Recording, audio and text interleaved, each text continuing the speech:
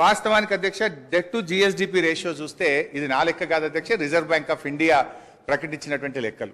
Debt to జిఎస్డిపిలో చూస్తే అధ్యక్ష అప్పులు తక్కువ తీసుకున్నటువంటి రాష్ట్రాల్లో కింది నుంచి మనం 5వ స్థానంలో ఉన్నాం. అంటే మనకంటే 22 రాష్ట్రాలు తెలంగాణ కంటే అప్పు ఎక్కువ తీసుకున్నటువంటి రాష్ట్రాలు ఈ దేశంలో ఉన్నాయి అధ్యక్ష. అందులో చూస్తే అధ్యక్ష ఆ వివరాల్లోకి మళ్ళీ పోతే కావాలంటే ఈ టేబుల్ మీ ద్వారా గౌరవ ఫైనాన్స్ మినిస్టర్ గారికి ప్రభుత్వానికి కూడా నేను ఇవ్వడానికి నాకేం అభ్యంతరం లేదు అధ్యక్ష. అదేవిధంగా అధ్యక్ష ఇట్లా అనేక విషయాల్లో అప్పుల విషయంలో కూడా వాస్తవానికి మనకంటే ఎక్కువ అప్పులు తీసుకున్న రాష్ట్రాలు కూడా ఉన్నాయి అధ్యక్ష. మొన్నటిదాకా మరి కాంగ్రెస్ పార్టీ అధికారంలో ఉన్నటువంటి రాష్ట్రాలు రాజస్థాన్ చూస్తే 2022-23 నాటికి 5,37,013 కోట్ల రూపాయల అప్పు. మరి అదేవిధంగా కర్ణాటక కూడా 5,35,157 కోట్ల రూపాయలు. కానీ ఇవన్నీ ఏంటంటే వాళ్ళు ఆ డెట్ టు జిఎస్డిపి రేషియోలో కానీ ఆ సంఖ్య పరిమాణం కానీ చూయించకుండా ఒక కన్వీనియంట్గా ప్రజల్ని తప్పుదో పట్టించే విధంగా ఒక కుక్డ్ స్టోరీ తయారు చేసే ప్రయత్నం చేసినారు అధ్యక్ష.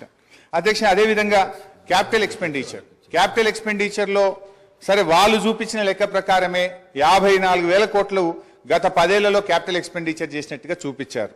కానీ తెలంగాణ రాష్ట్ర ప్రభుత్వం వచ్చిన తర్వాత గత 9 ఏళ్లలో 3,36,916 కోట్ల రూపాయల క్యాపిటల్ ఎక్స్పెండిచర్ జరిగింది. కానీ దీన్ని చూపించే ప్రయత్నం చేయరు. అంటే ఇలా ఎంత క్యాపిటల్ ఎక్స్పెండిచర్ జరిగింది, ఎటుపోయింది డబ్బంతా కూడా అంటే రేపు రాష్ట్ర అవసరాల కోసం, రేపటి భవిష్యత్ తరాల కోసం మేము ఆస్తుల కల్పన చేసేటువంటి ప్రయత్నం చేసినాం. కానీ వాళ్ళ దాంట్లో మరి ఇంత పెద్ద ఎత్తున క్యాపిటల్ ఎక్స్పెండిచర్ జరిగింది అని ఆ నివేదికలో చూపెట్టకుండా ఒక పక్షపాతమైనటువంటి నివేదికను చూపెట్టే ప్రయత్నం చేసినారు. ఈ పేపర్ కూడా కావాలంటే మీ ద్వారా వారికి పంపిస్తాను అధ్యక్ష. అదేవిధంగా అధ్యక్ష SOTR రాష్ట్ర ప్రభుత్వ సొంత ఆదాయ వనరుల అభివృద్ధిలో ఇవాళ దేశానికే తలమానికంగా తెలంగాణ రాష్ట్రాన్ని నిలిపినాం అధ్యక్ష. ఇవాళ దక్షిణ భారతదేశంలో 15.6% వృద్ధి రేటులో తెలంగాణలో స్వంత ఆదాయ వనరుల వృద్ధిలో ఈ దేశంలో తెలంగాణ నంబర్ 1 స్థానంలో నిలిపిన దాన్ని ఎక్కడ ఇందులో చూపించేటువంటి ప్రయత్నం చేయలేదు అధ్యక్ష. నా దగ్గర 2015-16 నుంచి 2020-21 వరకు SOTRలో రాష్ట్రాల ఆదాయాల వృద్ధిని మరి CAG రిపోర్ట్ అధ్యక్ష, ఇది CAG ఇచ్చినటువంటి రిపోర్ట్ ప్రకారంగా 11.5%తో 2020-21 నాటికి తెలంగాణ మరి మేజర్ స్టేట్స్ లో ప్రథమ స్థానంలో ఉన్నటువంటి పేపర్ కూడా మీ ద్వారా వారికి పంపిస్తాం అధ్యక్ష. అంటే మన ఆదాయం ఎట్లా పెరిగింది, మన ఆస్తుల కల్పన ఎట్లా పెరిగింది, మన క్యాపిటల్ ఎక్స్పెండిచర్ ఎట్లా చేసినాము అవేవి చూయించకుండా కన్వీనియంట్ గా ఒక మిస్లీడ్ చేసేటువంటి ప్రయత్నం ఈరోజు ప్రభుత్వం చేస్తా ఉంది అధ్యక్ష. అట్లే మెడికల్ అండ్ హెల్త్ దాని విషయంలో కూడా ఏదో మనం తక్కువ ఖర్చు పెట్టామని.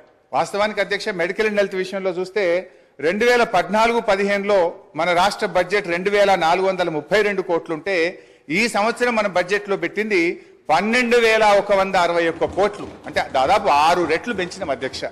అట్లా డీటెయిల్ ఇయర్ వైజ్ కూడా ఉంది అధ్యక్ష. 2015లో 2,432 ఉంటే 15-16 3,344, 16-17 5,130. I don't want to take much time, but finally 12,161 కోట్ల రూపాయలు పెట్టి వైద్య ఆరోగ్య రంగంలో అద్భుతమైనటువంటి ప్రగతిని మనం సాధించినాం అధ్యక్ష. అదేవిధంగా అధ్యక్ష ఇందులో కొన్ని కారణాలు కూడా ఉన్నాయి. వీళ్ళు ఏంటంటే ఎంతసేపు అప్పులు పెరిగినాయని చెప్పి ఒక బురద జల్లేటువంటి ప్రయత్నం చేస్తూ ఉన్నారు. ఇలా కరోనా వచ్చింది అధ్యక్ష.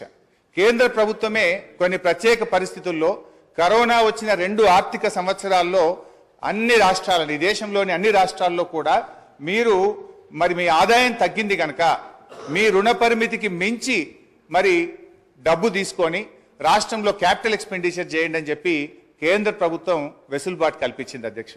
దాంట్లో చూస్తే అధ్యక్ష డిస్కామ్ లోన్స్, ఈ డిస్కామ్ లోన్స్ కేంద్ర ప్రభుత్వం తీసుకోవడం ద్వారా అవి 8,923 కోట్ల రూపాయలు మన అప్పుల్లో జమ చేయడం జరిగింది. అదేవిధంగా ట్యాక్స్ డెవల్యూషన్లో 2019-20 సంవత్సరంలో ట్యాక్స్ డెవల్యూషన్ మీకు ఒక హక్కుగా రాష్ట్రాలకు వచ్చేటువంటి డబ్బు ఈ సంవత్సరం ఇవ్వలేకపోతున్నాం కనుక 1,435 కోట్ల రూపాయల్ని మీరు FRBMలో భాగంగా తీసుకోమని చెప్పారు అధ్యక్ష.